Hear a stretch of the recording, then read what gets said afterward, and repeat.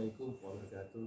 Alhamdulillah pada siang hari ini saya ketemu dengan sahabat yang cukup populer dalam dunia pendidikan dan pesantren. Beliau adalah Ki Haji Mustafa Mugni FA. Alhamdulillah nanti kita akan mendengarkan bagaimana beliau langkah-langkahnya sehingga saat ini memiliki pesantren yang cukup luas banyak santrinya. Karena itu mari sama-sama kita akan mendengarkan nasihat beliau, paham serta bagaimana improvisasi yang beliau lakukan sehingga inovasi terbaru di pesantren ini mampu menyerap banyak santri dan cukup menarik untuk kajian kita pada siang hari ini. Assalamualaikum Kiai. Waalaikumsalam. Kiai, dari bincangan kita sebelumnya itu cukup menarik bahwa yang menjadi brand dari pesantren Darul Mugni ini adalah bagaimana Kiai meramu, memanage, mengkolaborasi sebuah sistem pendidikan yang sangat unik dan belum saya temukan saat ini. Oleh karena itu, mohon Kiai sistem apa yang Kiai pertama kali ramu, racik itu sehingga cukup menarik Kiai. Ya. Bismillahirrahmanirrahim. Assalamualaikum warahmatullahi wabarakatuh. Waalaikumsalam. Terima kasih rekan kami Dr. Hashim, Dr. Hashim yang saya sudah berapa kali ketemu dengan beliau. Walaupun sebetulnya panjang ya kalau kita mau terangkan, tetapi mungkin kalau kita mempersingkat apa yang tadi kita maksud, mungkin seperti ini gitu ya. Pesantren lembaga pendidikan bukan sesuatu yang asing di Indonesia, tetapi memang sudah menjadi keseharian, sudah menjadi perjalanan bangsa. Dan subhanallahnya pesantren itu mempunyai bermacam bentuk, warna, sistem. Dan sepengetahuan kami ada 3 sistem yang berkembang di Indonesia. Yang pertama pondok Salafiyah. Salafi itu ya, yang memang ini yang terbesar, terbanyak di Indonesia. Dan ini adalah termasuk lembaga pendidikan yang tertua di Indonesia, itu pesantren Salafi. Yang kedua pesantren modern. Dan yang ketiga pesantren perpaduan antara Salafi dengan modern. Saya memposisikan diri adalah pesantren perpaduan baik Salafi dan modern. Dalam artian bahwa apa yang menjadi titik kajian pesantren Salafi kita pakai, apa yang menjadi titik kajian daripada pesantren modern kita pakai. Di antaranya ada kelasnya, ada sistemnya, ada ujian negaranya, kemudian juga ada kewajiban-kewajiban seperti bahasa dan lain sebagainya yang menjadi ciri khas pondok modern. Ini yang kami anggap mungkin barangkali sesuatu yang bisa diterima masyarakat dan dibutuhkan masyarakat. Artinya kalau ada orang yang ingin memperdalam ilmu agama khusus, dia masuk ke Salafiyah, yang memang ingin berkembang mungkin untuk arah lain, dia mau untuk modern. Dan mungkin kalau mencari kedua-duanya seperti pesantren perpaduan seperti kita ini. Ada 3 hal menurut saya menjadi PR kita. Yang pertama manhaj dan sistem. Manhaj itu adalah kurikulum, materi, apa yang mau kita pakai. Nah tadi sudah saya sampaikan, materi kita adalah sebagian betul-betul dari pesantren Salafi dan kemudian apa yang menjadi kurikulum pesantren modern. Artinya di sini masih ada pelajaran umum, masih ada pelajaran agama dan pelajaran eksak. Kemudian kita mengikuti kurikulum pemerintah dalam hal Departemen Agama sehingga anak itu punya ijazah juga seperti mereka sekolah plus pelajaran agama. Yang kedua, sistem pendidikan itu menurut saya sangat penting sekali sebab ini aturan main kita untuk kita mendidik. Kita menerima titipan anak-anak daripada orang ya, anak-anak wali santri, sehingga sistem di pondok itu memang harus kita buat seefektif mungkin untuk menunjang itu semuanya. Nah sistem ini saya kira tidak pernah statis, terus berkembang, apalagi dengan zaman seperti sekarang yang kita hadapi. Ini harus direspon cepat oleh kita. Nah sistem ini harus kita sampaikan, termasuk kami menyampaikan diantaranya bahwa sistem yang kita terapkan ada berasrama, santri tidak boleh pulang pergi, kemudian aturan disiplin seperti ini dan seperti itu, kemudian beberapa kurikulum pesantren. Ini dari awal sudah kita bentuk sehingga itu menjadi manhaj dan pesantren ciri khas kita. Ya brandnya itu yang kemudian akan dibaca oleh masyarakat, apakah saya cocok dengan yang ditawarkan atau mungkin di pondok lain yang lebih cocok. Sebab memang pesantren sepanjang pengetahuan saya tidak ada satupun yang sama persis, nggak ada. Semua pasti punya ciri khas masing-masing dan punya titik tekan masing-masing di setiap kurikulumnya. Kemudian yang kedua adalah ekonomi pondok. Ini yang kami bangun dari awal. Semenjak kami merintis tahun 99, kami membebasin lahan pertama kali 3.000 meter gitu ya. Dari awal kami sudah membentuk ekonomi pondok karena menyadari betul bahwa pondok ini harus bisa mandiri sekuat tenaga, kita usaha seperti itu. Punya penghasilan, punya kemampuan sehingga kita tidak mengganggu konsentrasi belajar dan mengajar itu. Dari awal kami sudah membuat ekonomi pondok itu berjalan. Yang pertama kali dulu kami buat ekonomi pondok adalah percetakan. Dan tabarakallah ini ternyata menjadi sesuatu yang mensupport itu, mengimbangi pondok. Sehingga kami dalam hal ini bersyukur kepada Allah luar biasa. Bahwa ekonomi kita jalankan ternyata banyak membantu pondok itu. Sehingga kita bisa konsentrasi mendidik. Kita tidak terganggu dengan hal-hal luar. Adapun yang dari luar, dari mana yang memang itu datang, itu sesuatu yang memang Allah berikan, tapi usaha kita semaksimal mungkin kita wujudkan di situ. Dan ternyata ini banyak hubungannya dengan kebutuhan santri, dengan kebutuhan pondok dan secara cara hidup di pesantren. Jadi kami punya badan usaha yang kami bangun dan tabarakallah ini yang kami rasakan sangat-sangat betul membantu mensupport pesantren sehingga kita mudah-mudahan bisa menjadi pesantren yang mandiri.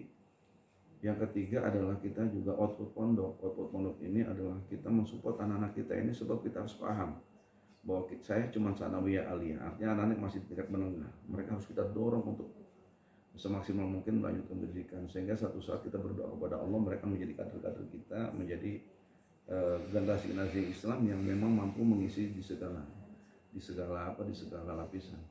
Saya bercita-cita Pak Kiai. Kenapa ini saya dorong? Saya pengen satu-satu jika Allah ridho dan kehendaki dan Allah kabulkan doa saya pengen punya kiai yang pengacara yang kiai. Saya pengen punya dokter yang mubalik yang dokter gitu kan. Saya pengen punya ahli ekonomi yang penceramah atau khotib Jumat. Di samping memang mereka mungkin terjun ke masyarakat menjadi tenaga pengajar, menjadi tokoh-tokoh masyarakat, tetapi itu juga kita cita-citakan Pak Kiai. Sebab kelemahan kita menurut saya itu, dan ini yang kemudian saya bentuk mandat seperti itu Pak Kiai. Sistem kayak gitu termasuk outputnya. Dan ini saya kira sesuatu yang kita upayakan untuk bisa kita jalankan. Nah dari situ nanti muncul cita-cita itu yang nanti memunculkan ide-ide kita, manhaj dan sistem kita yang kita kembangkan. Mudah-mudahan ini menjadi salah satu upaya ijtihad kita bisa diterima masyarakat dan bisa bermanfaat buat umat, bangsa dan negara. Mudah-mudahan negara kita cintai ini akan satu-satu diisi dengan anak-anak muda yang punya ilmu dan punya iman. Saya kira demikian apa yang saya sampaikan. Ya itu cukup menarik tadi ya, bahwa kekuatan sebuah lembaga, sebuah organisasi, sebuah institusi memang kan terkait dengan 3 pilar, yaitu domain, money management. Nah ini dan Mugni kayaknya sudah melengkapi ini 3 hal ini sehingga tetap eksis dan kokoh dalam pendidikan santri di sini. Ada apa yang menarik yang berupa 2 itu? Maksudnya gini, ada sebuah amalan ataupun wiridan atau lainnya ya agar pertama pesantren itu memiliki santri, kemudian dalam pengelolaan pembiayaan juga mungkin donatur sebagainya kayak itu. Ada nggak semacam dalam ikhtiar yang toriko dan sebagainya kayak itu? Sebetulnya kalau ditanya seperti ini saya juga bingung gitu ya. Paling tidak begini Pak Kiai, kita paling pertama adalah ubudiyah kita, keikhlasan kita, niat kita. Sebab kekuatan niat itu menurut saya sangat luar biasa. Itu pertama menurut saya. Yang kedua, saya ingat kata-kata kiai saya gitu kan, kalau sudah memang kita ikhlas, itu yang apapun yang kita baca kan menjadi sesuatu yang bagus. Terutama ketika kita Al-Quran lah yang nomor 1 yang menjadi wirid aurat kita. Dan saya kira kalau untuk spesifikasi saya tidak bisa ngomong di sini. Sebab paling ada 2 hal yang saya pelihara betul. Yang pertama adalah sholawat kepada Rasulullah. Itu menjadi keseharian santri. Baik itu setiap malam Jumat maupun waktu tertentu.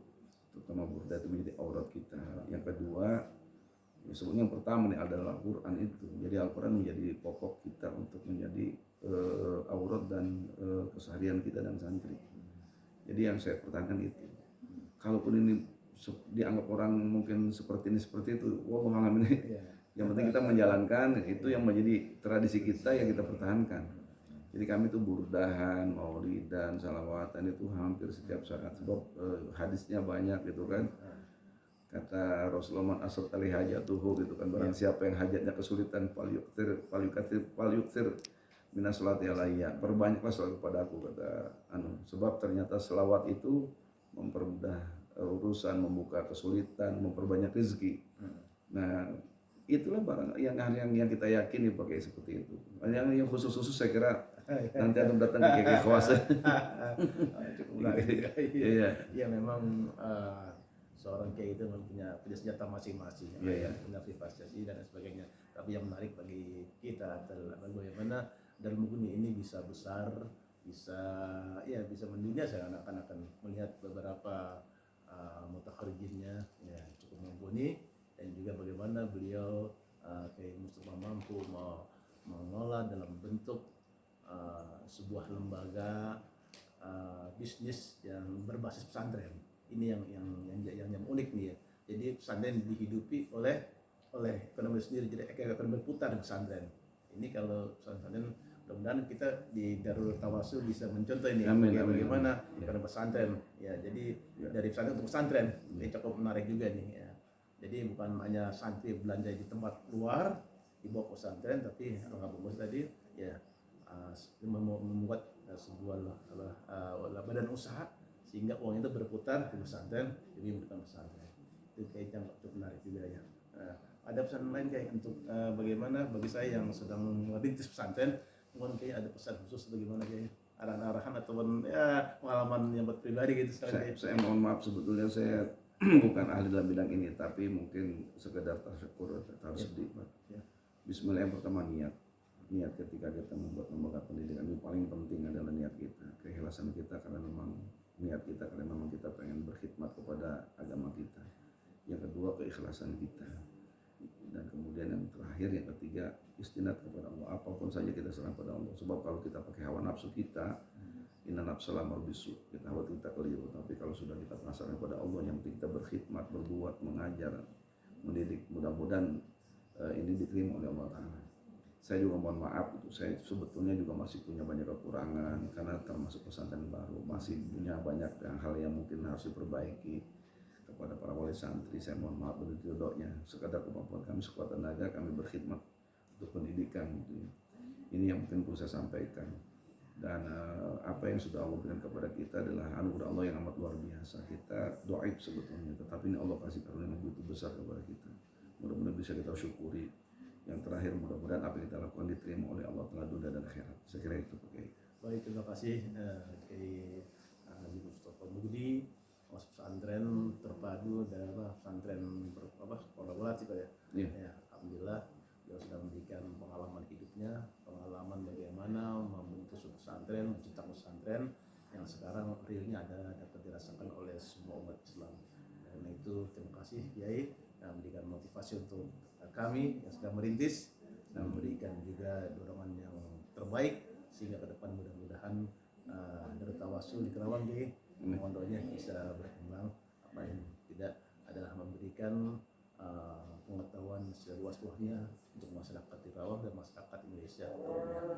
Itu terima kasih perjumpaan kita dengan Kiai Haji Mustafa Mughni, pesantren Darul Mughni di Citerep ya, Jawa Barat. Alhamdulillah.